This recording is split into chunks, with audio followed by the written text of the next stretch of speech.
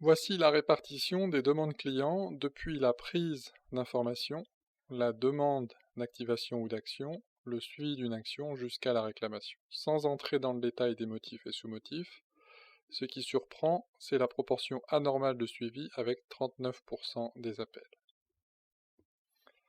Faisons un zoom sur le cycle des demandes clients, ici représenté en abscisse, depuis la prise d'information à gauche jusqu'à la réclamation. En ordonnée et pour chaque motif, le volume d'appel, la satisfaction client et le comportement conseillé. Premier constat, lorsque les conseillers ont du mal, la satisfaction chute.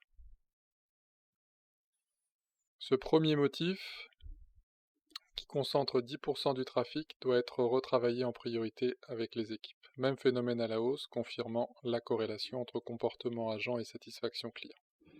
Second constat, alors même que les agents se comportent bien ici, la satisfaction n'est pas au rendez-vous, signifiant que la réponse officielle proposée par le service n'est pas satisfaisante d'un point de vue client.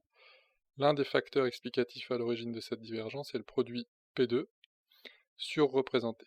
L'écoute des conversations concernées confirmera que les délais de prise en compte sont jugés trop longs. Puisque la solution écoute les conversations, elle connaît le niveau de satisfaction, mais elle peut aussi déterminer si oui ou non une demande client a bien été traitée.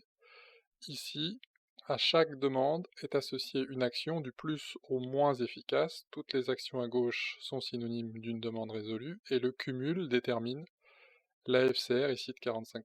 Une FCR à 100% coûte, en cost to serve, 50 centimes d'euros de plus par appel, augmente l'upsell de 15% et la satisfaction client d'1 point. Cette corrélation entre satisfaction et FCR est confirmée par la matrice de corrélation affichant ici les 5 indicateurs les plus en corrélation, les plus influents sur la satisfaction avec en tête la FCR et la RFC ou le motif d'appel. Pour illustrer la corrélation entre satisfaction et motif d'appel, le plus simple consiste à reprendre en abscisse les moments du cycle et en ordonnée la satisfaction en début et en fin de conversation. La différence entre ces lignes représente l'impact du service, et bonne nouvelle, cet impact est toujours positif, mais faible ici, et un zoom met en évidence les motifs pour lesquels la satisfaction s'est dégradée suite à un contact avec le service client. Une écoute des conversations concernées devrait aider à la compréhension et donc à la résolution de chaque problématique.